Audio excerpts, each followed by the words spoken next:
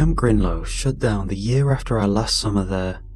I remember the envelope arriving at the house, the way my mom read it twice before setting it down. That was it. No more summer. I met Max and Annie there. We were cabin 3 our first year, packed in tight with 5 others, none of whom we talked to anymore. We weren't friends right away. Max never shut up. He had a comment for everything and laughed hardest at his own jokes, which I found annoying. Annie was a nerd. She knew all the counselors' names by day 2. One night, Max and I snuck out during rest hour to pull a prank on cabin 7. Annie caught us slipping out and followed. We got halfway there before a flashlight beam caught us across the clearing. Max bolted. I froze. Annie stepped in front of me and said she had dropped a bracelet somewhere near the trail and we were helping her look for it. The counselor bought it, and we didn't get written up. Then, we became close friends. After camp, the 3 of us kept in touch. We borrowed our parents' phone, sent letters, and eventually got our own phones. For a while, we barely saw each other. Then we ended up at colleges close enough to take a train. After that, it just stuck. Max found a clip of drone video of the camp on a hiking channel and sent it to our group chat. The place looked gutted. Most of the cabins were collapsing and the docks were reduced to their frames. My stomach dropped. All the things that made the place feel alive, campfires, night hikes, the games we played, were gone. My phone buzzed with a message from Annie. "I kinda miss it." "You miss cold showers and sunstroke," Max replied. "I miss what it was like being there," she wrote, "with you two." The chat went quiet after that. I typed something and deleted it. A few minutes later, Max replied with, "We should go." Annie replied, "Seriously?" "Yeah, why not? One night, camp like we used to." I thought Max was messing around. Then I thought about it, and didn't hate the idea. We'd had fun there as kids, so why wouldn't we now? Going back as adults felt strange, but also kind of exciting. "Can we just do that?" I asked. "Yeah, why not? We've still got tents, still know how to build a fire. Bring some marshmallows, tell stories, play the old games," he replied. There was a long pause, then Annie sent, "Fine, but if it rains, I'm sleeping in the car." And that was that. As I pulled up, I noticed Annie. Her car was already pulled up off the gravel loop when I arrived, parked just far enough from the overgrowth to keep her tires clear.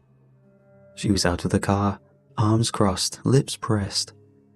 I waved through the windshield, parked beside her, and stepped out.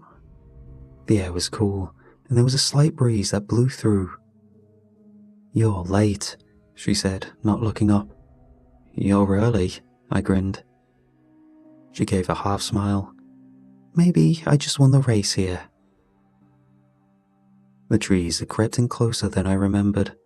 The old sign that used to say Camp Grinlow in thick green letters was just a frame now, dangling splinters. Annie strolled over to the pit where the bell used to hang, poking at the weeds with her foot. "You checked the cabins yet?" I asked. She shook her head. "By myself? No way. I figured we'd do it together." 10 minutes later, we heard the crunch of tires and Max's car rounded the bend. He parked crooked and got out, already chewing gum and wearing a huge grin. "Took the scenic route," he said, slamming the door. "And by scenic, I mean I stopped twice because I thought I saw a bear.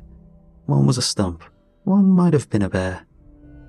"You brought the tent, right?" Annie asked. He patted the trunk. "And snacks, and an old speaker." He looked around, nodding slowly. "Weird how it feels smaller." "It's not," I said. "We're just bigger." "Speak for yourself," Max said, adjusting the waistband of his shorts. "I peaked in 8th grade." "We know," Annie joked. We started toward the fire pit, catching up on each other's week. The trail was still there, but the trees leaned in low, branches low enough to catch his shoulders. Annie walked ahead of us, eyes on the ground, stepping over roots. To the left, the mess hall looked worse. The windows were gone, and it was missing a door. It was strange seeing it all like this. When we were kids, this place felt permanent, like it would always be waiting for us, just as we left it. But now, the buildings sagged under their own weight, paint stripped by years of weather and abandonment. When we reached the fire pit, it looked almost untouched. The benches had sunk a little, but were still there. The stones were scattered but familiar, scorched black the way we remembered. "Still here," I said. Max dropped his bag beside a bench and stretched his arms overhead. "Not bad. I thought we'd be pitching tents in a field of used needles." We stayed silent for a moment, letting it sink in. Max broke the silence first. "All right. Who's up for some marshmallows?" He pulled a bag from his pack and tossed it on the bench. I dug out some skewers we brought and passed them around. Annie knelt near the fire pit, clearing away old ash and leaves, and we got the fire going fast.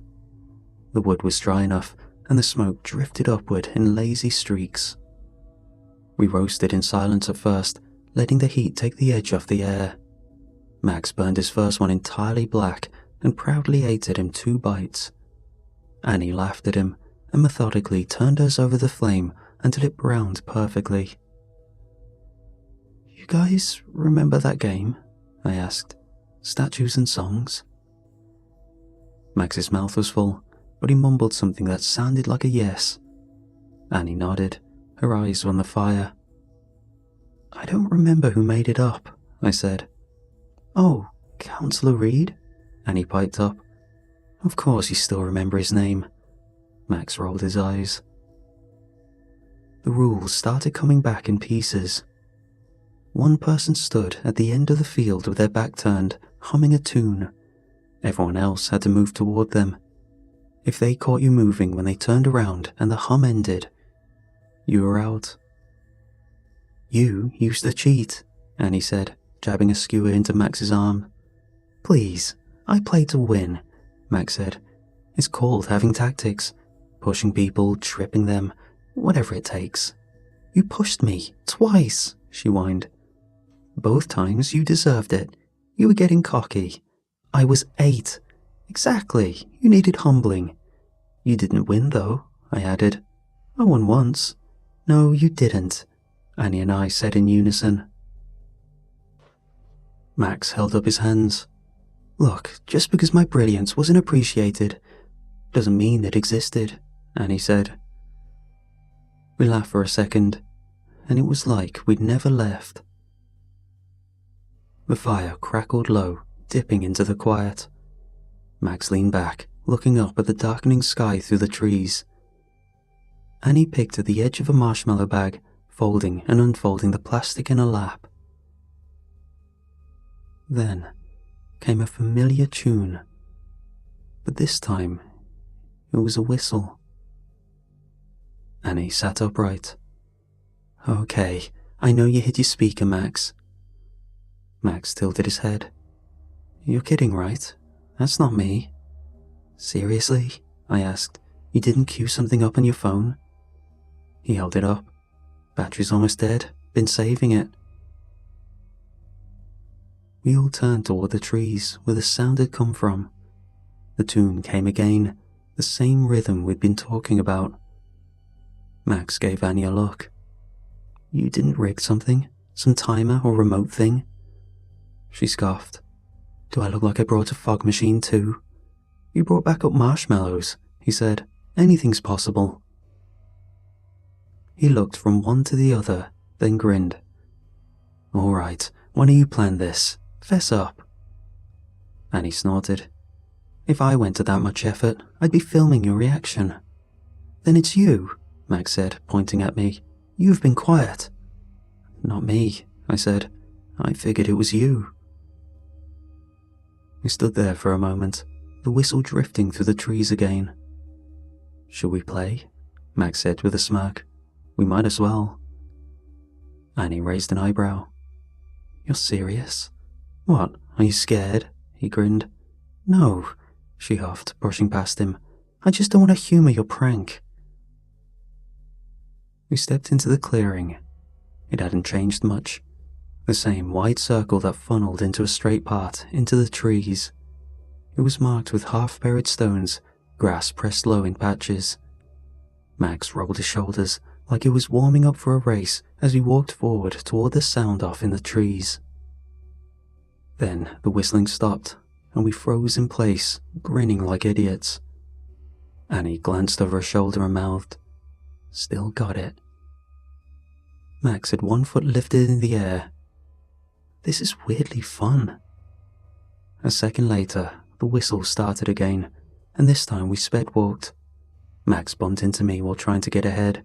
Annie was already a few strides ahead of both of us. Her braid bounced off her back with each step, arms pumping like she was taking it way too seriously. Max laughed and tried to catch up. "She's gonna win," I said. "Not if I reach her," Max said under his breath, speeding up to get behind her. Grinning, Max reached out and shoved Annie just enough to throw her off balance. As she tumbled forward, the music stopped, and Max froze with his arms stretched out. "Max!" she screamed, stumbling forward as the whistling cut out.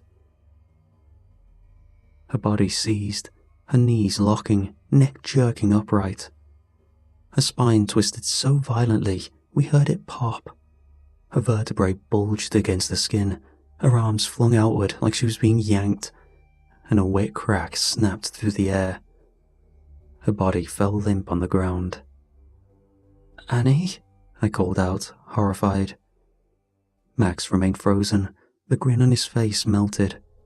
"I didn't push her that hard," he stuttered, eyes frantic. Then the whistle started back up, like nothing had happened. We both rushed forward, dropping to our knees. Her body was curled unnaturally, one leg twisted onto the other, arms splayed out ahead of her. Her face was frozen mid-breath, eyes wide, mouth half open. Max's hand hovered near her, but didn't touch. "She's not," I started, struggling to find my words. "What the hell is happening?" Max sputtered. I leaned over, pressed my fingers into her neck. But there was no pulse. I didn't know what I was expecting. "She's dead." The words felt like they didn't belong to me, as if it wasn't real. Max backed up, shuddering. "Maybe she hit something," he said, looking past the body, scanning the dirt for a rock or a branch or anything, desperate for anything to prove he didn't hurt her. "She didn't hit anything." I looked at Max, felt my throat tighten. "You pushed her too hard." His head snapped toward me. "It was a joke." "No, it wasn't." My voice shook. "You killed her." His mouth opened, but nothing came out. I watched it land on him all at once. The guilt, the weight of what he did. His jaw clenched. He looked down at her again and backed away, like distance would undo it.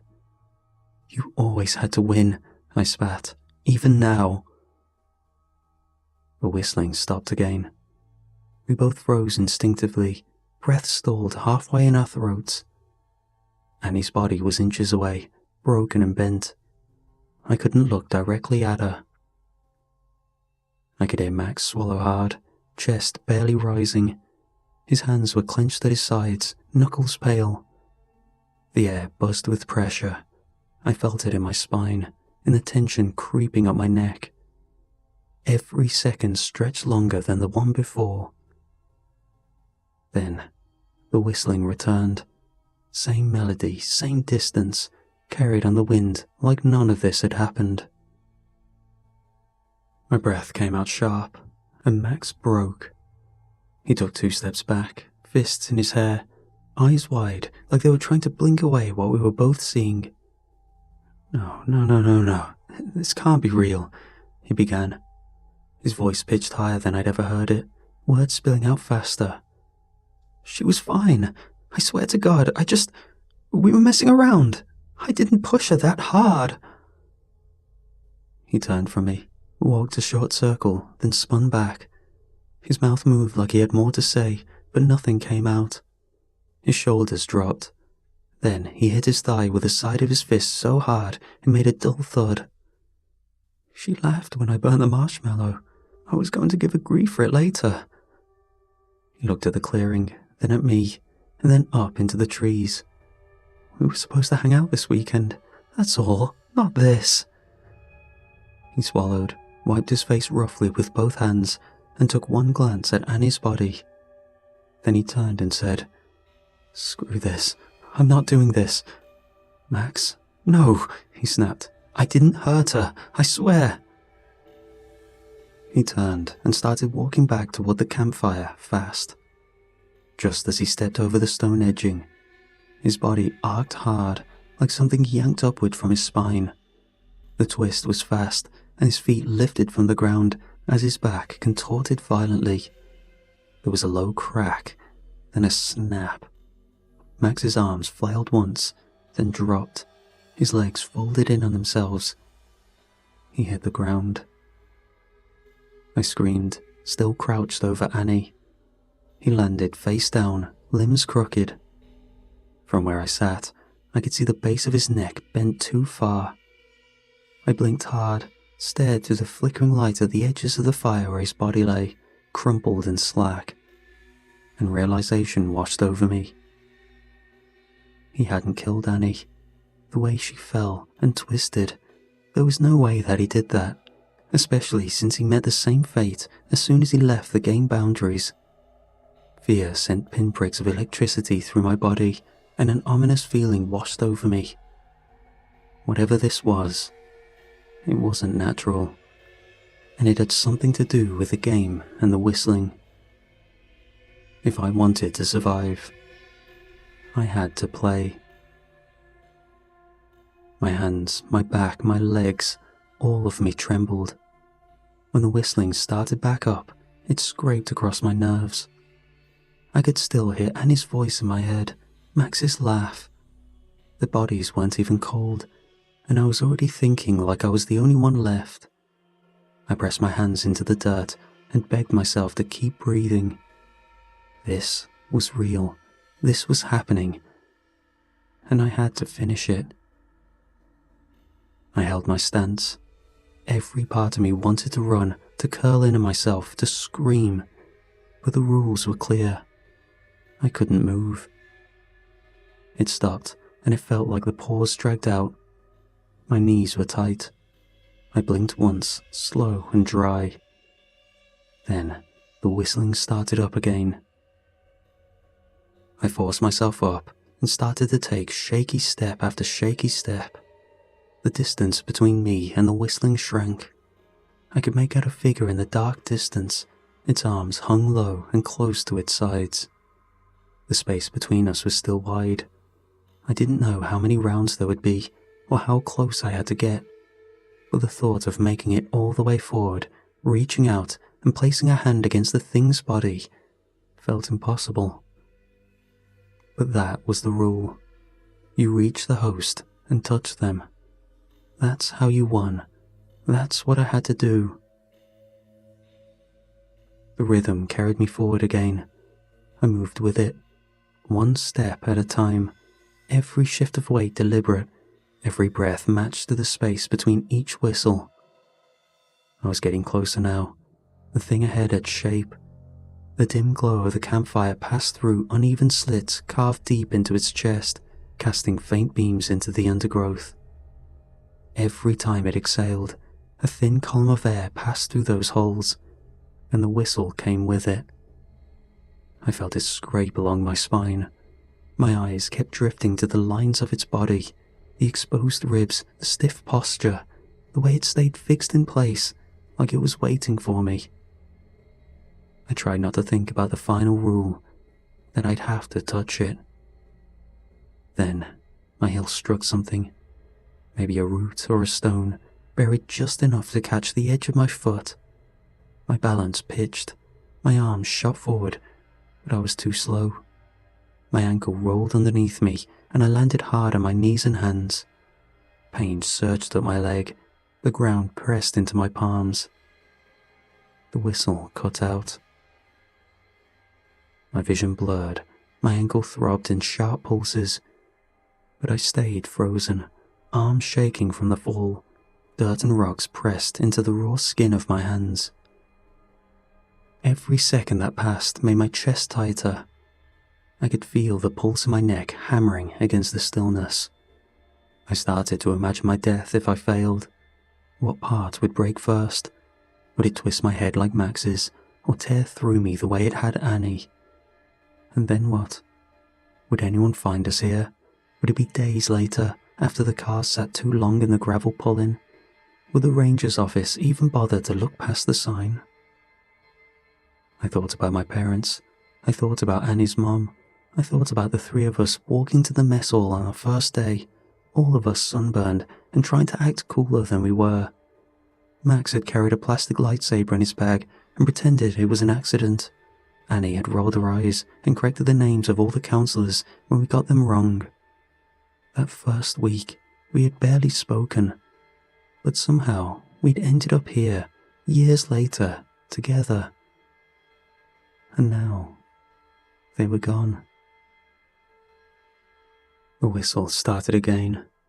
I clenched my teeth and tried to push myself up. A spike of pain ran through my foot, white hot and deep.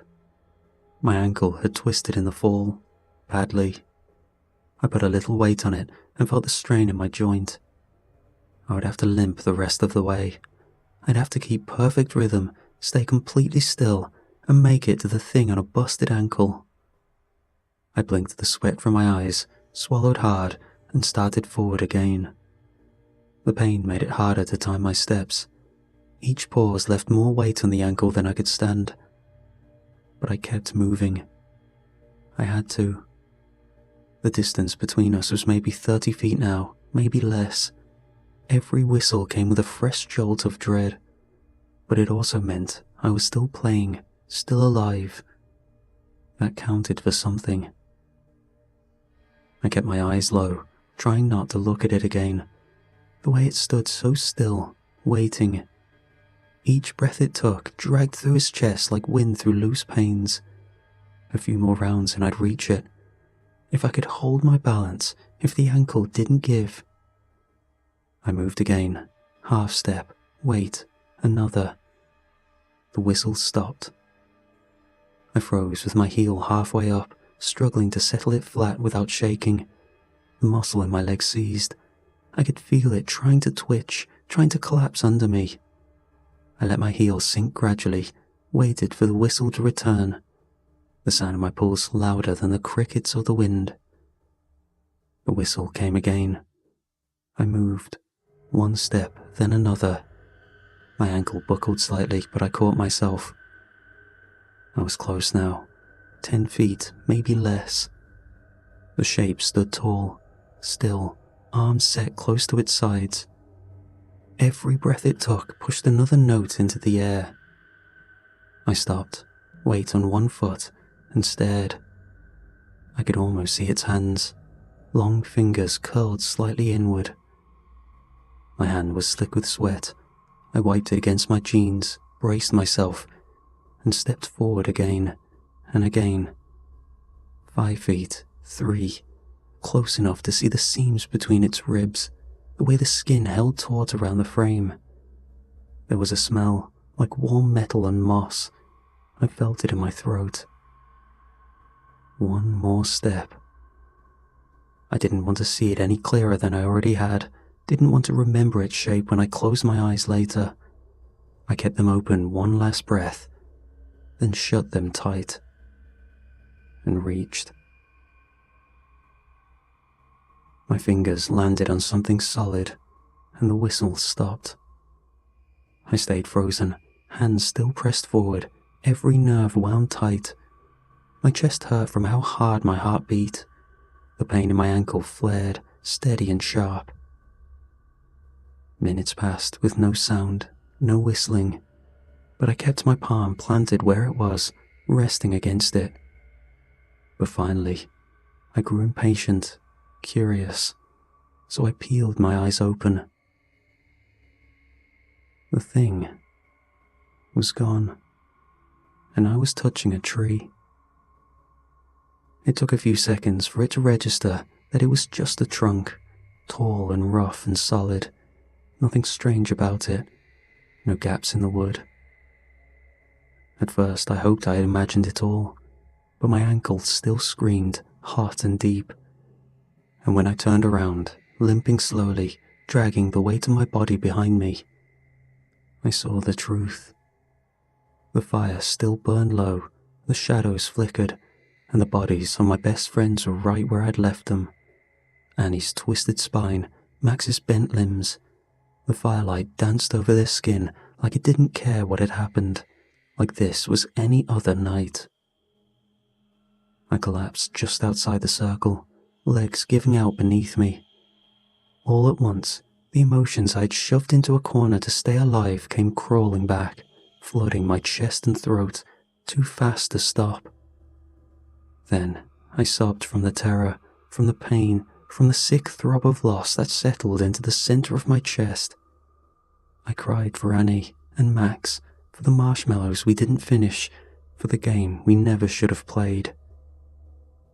I cried because I lived.